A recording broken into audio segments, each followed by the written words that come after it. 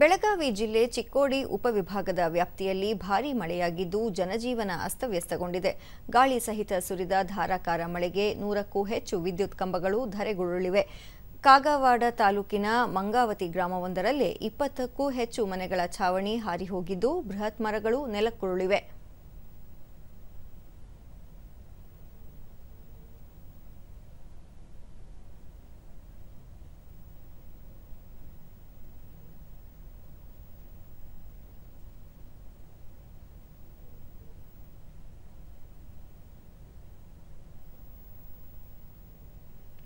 ದೂರದರ್ಶನದೊಂದಿಗೆ ಸಮಾಜ ಸೇವಕ ಚಂದ್ರಕಾಂತ ಹುಕ್ಕೇರಿ, ಮಳೆಯಿಂದ ಸಾಕಷ್ಟು ಅವಾಂತರ ಉಂಟಾಗಿದ್ದು ಜನರು ತೊಂದರೆ ಅನುಭವಿಸುವಂತಾಗಿದೆ. ಹಾನಿಗೊಳಗಾದ ಮನೆ ಮಾಲೀಕರಿಗೆ ಸರ್ಕಾರ ಕೂಡಲೇ ಸೂಕ್ತ ಪರಿಹಾರ ನೀಡಬೇಕು ಎಂದು ಮನವಿ ಮಾಡಿದರು. ಈಗ ಶಿರಗುಪ್ಪಿ ಮಂಗಾವತಿ ಕಡೆ ನೋಡಿದ್ರೆ ಜುಗುಳ ಈ ಭಾಗದಾಗ ಬಹಳ ಜನರಿಗೆ ನುಕ್ಸಾನ ಆಗಿದಾವೆ. ಬಡ ಜನರಿಗೆಲ್ಲ ಅದಕ್ಕೆ ಸರ್ಕಾರ ಕೂಡಲೇ ಎಚ್ಚೆತ್ತುಕೊಳ್ಬೇಕು ಮತ್ತು ಸಂಬಂಧಪಟ್ಟ ಅಧಿಕಾರಿಗಳು ಸೂಚನೆ ಕೊಟ್ಟ ಇಲ್ಲಿ ಏನೇನು ಹಾನಿ ಆಗಿತ್ತು ಇದ್ರ ಬಗ್ಗೆ ತನಿಖೆ ಆಗಬೇಕು. ತನಿಖೆ ಮಾಡಿ ಅವರಿಗೆಲ್ಲ ಪರಿಹಾರ ಕೊಡುವ ವ್ಯವಸ್ಥೆ ಮಾಡಿದ್ರೆ ಜನ ಮತ್ತೆ ಬದುಕಕ್ಕೆ ಅನುಕೂಲ ಆಗ್ತದೆ.